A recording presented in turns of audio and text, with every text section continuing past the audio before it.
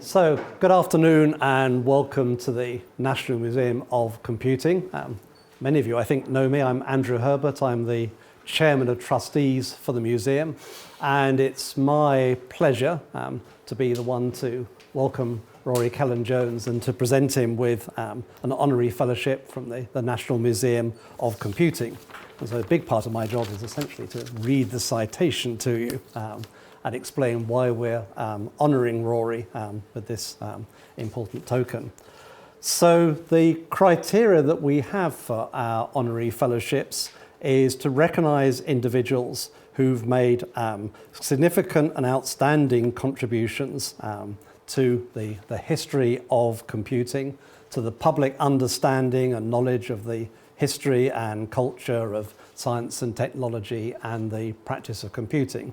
And that is something which Rory has certainly done with a high degree of skill and excellence over the years.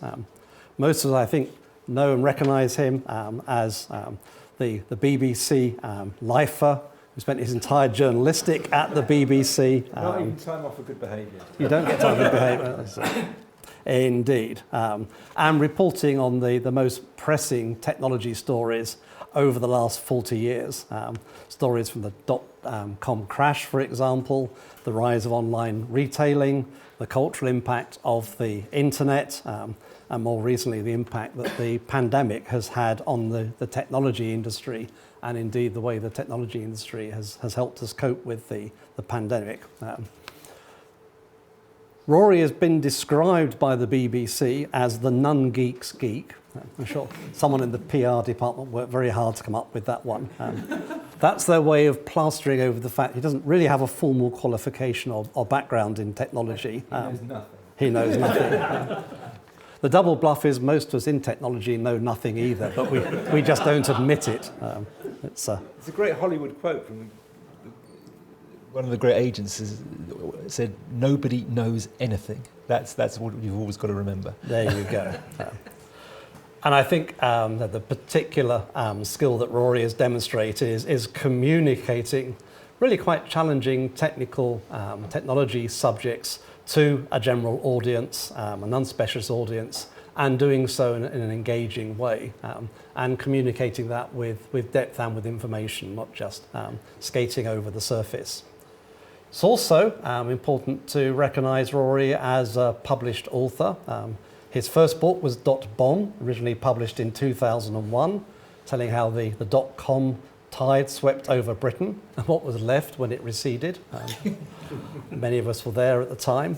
And earlier this year, he published his second book called Always On, Hope and Fear in the Social Smartphone Era, which is a wonderful history of the smartphone from the launch of the revolutionary Apple iPhone.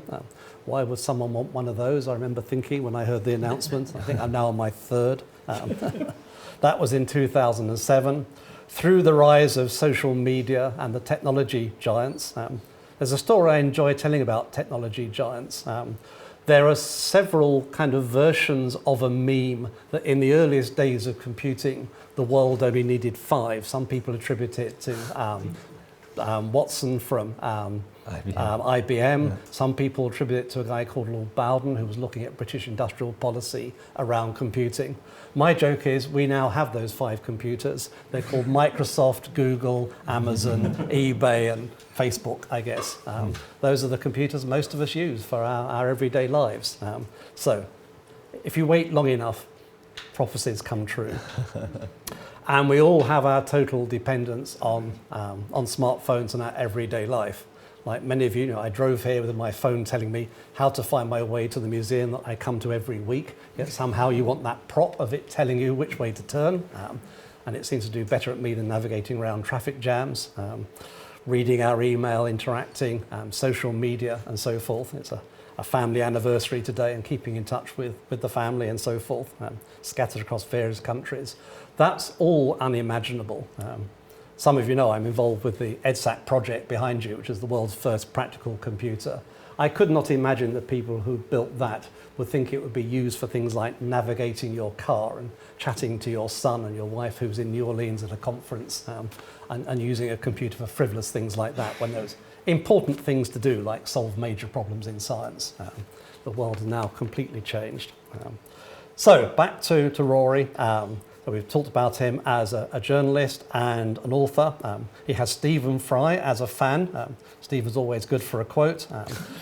So his comment on the Always On book was a delightfully insightful and intensely readable history combining the personal with the objective. At a risk of basking in reflected glory, I was doing my PhD in Cambridge. In fact, I think I just finished the PhD and was in my postdoc phase when Stephen was part of that year's Footlights, along with one Emma Thompson. They both did quite well. And that was the Footlights where Stephen, for the first time, did the sitting in the big leather armchair, wearing the green jacket, telling sort of shaggy dog stories.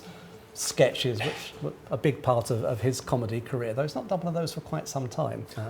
So I remember him as a young undergraduate, and I remember Emma Thompson as a young lady who sang beautifully. Didn't know she was going to be an actress, thought she was going to be a comedian and a singer, so there you go. One of my nightmares was there was another member of that team, a guy called Peter Schaffer, who was supposed to be reading computer science, but never turned up for supervisions. But he went on to do quite well. He's a significant director in that world now. So there you are. That's my riffing on Stephen Fry. Another important aspect of Rory's career is acting as an advocate for a greater focus on technology education.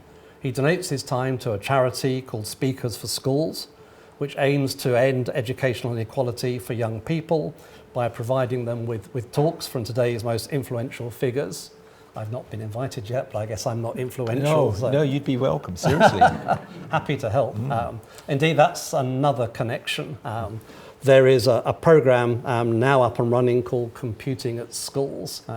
And I had the privilege of being part of the group that started that when I was in Microsoft at that point, various of the academics we worked with were complaining that kids weren't turning up to study computer science at university, and something had to be done to improve the quality of how computing was taught in schools. And so we set to and created a curriculum and teachers' workshops and things. And that's been a roaring success. There's now a whole structure around that. There is a national curriculum in computing that is actually technical rather than just learning how to fill in a spreadsheet and send email. I can embarrass myself with that one. I sat in one meeting where we were talking about what we could do to get kids more engaged. A colleague, Jack Lang, well known in Cambridge circles, said what we need to do is build a new BBC micro so these kids get really engaged and challenged. And I said, no, it's a silly idea. Let's focus on fixing the syllabus. Fortunately, he ignored me, and he got together with a guy called Eben Upton, who was in the university computer lab and consulting for Broadcom at that time, and out of that came the Raspberry Pi. And Eben had his revenge because at the start of this month we opened our exhibit on the 10th anniversary of the Raspberry Pi. And I was quite glad I was proved wrong on that, and I have a number of Raspberry Pis at home which I enjoy using, so didn't quite shoot myself in the foot when it came to that one. So to kind of wrap up and bring all that together, the fellowship that we're awarding Rory recognises these outstanding and lasting contributions, his unrivaled insights into the impact of the internet and digital technology on our lives and businesses, and to bring that insight and expertise to the museum. We envy his ability to distill complex topics and convey them to the public in an engaging, understandable way. And we're sure that will enable us as a museum to ensure that our education programs grow even stronger. Rory joins a select band of individuals that we've recognised with our fellowships. The first two honorary fellows were Margaret and Anthony Sale, who were very much involved in the foundation of this museum. And Tony, of course, led the project to build the reconstruction of the Colossus machine off the back of one photograph. We have it easy in EdSat. We've got about 50 photographs to build our replica from. So why it's taking us quite so long, I'm not entirely sure, but maybe that's one of the talks you want, why it takes a long time to build an old computer. Much easier to build a new one. If you think about it, the Raspberry Pi is 10 years old, and I've been trying to build EdSat in all that time, but never mind. So Anthony and Margaret were our first honorary fellows. And Margaret made a very important contribution all the way through, following the sad death of Tony, helping us with the museum operations. She's still very missed. And the immediate preceding fellow was Professor Brian Randall from Newcastle University. He was the man that outed that single photograph that was the basis for doing the Colossus reconstruction, and indeed a significant figure in UK academic computing. Newcastle is one of the strong centres of computing, and not always recognised for that, alongside Manchester and Cambridge, who tend to elbow other people out. Newcastle's a pretty good place to do computer science too. And I guess I should mention Edinburgh, but there you go.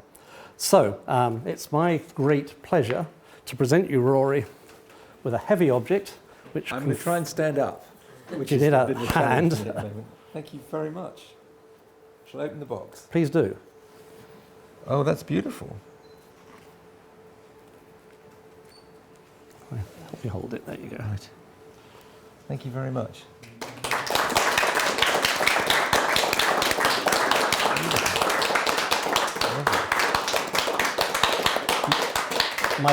My colleagues will correct me if I'm wrong, but I think the image is one of the microchips from the 2966.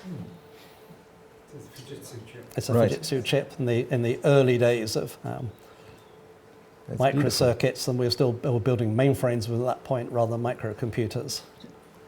Excellent. How exciting. Thank you very much indeed. You're welcome to say a few words if you wish to. Yeah. Or we can. First of all, I'd like to apologise to everyone for sitting down rather than standing up. I've been absolutely felled by a severe bout of sciatica. And thank you so much to everyone around the museum for welcoming me here and making me comfortable. But above all, thank you so much for this great honour. I've long admired this museum. I came here many years ago, I think when it was just getting underway. I came and saw a Colossus reenactment that I think you had, a whole day of reenactment, which was beautifully done and really exciting. I've seen school visits come around here and how engaged and excited young people have been. And I've seen the vital work you do in highlighting what to many people is still not enough known, the great British tradition in making computers, from which this is really the birthplace of, obviously, from Colossus to Raspberry Pi, and you have documented that wonderful history of creativity and British imagination somehow all along the way. And I've always been impressed by meeting volunteers who give their time to this, who understand its importance. And I hope to spread the message about that, because I think this place should be better known. I've got a particular interest in computing education. I've written a lot about it. I got very involved in the launch of the Raspberry Pi, which maybe we'll talk about a bit later. But also the whole development of the computing curriculum, which is still a work in progress in my view. We're doing really well all of a sudden in giving the best kids the best chance of advancing in coding. We're not doing at all so well in giving the mass of children who still leave school without any kind of digital qualification. We're not giving them necessarily the digital skills they need. So there's a lot of work to be done there, and it's something that I'd like to be involved in, and I hope the vital work that this museum has done and will continue to do will be recognised. So it's a great honour, and thank you very much indeed.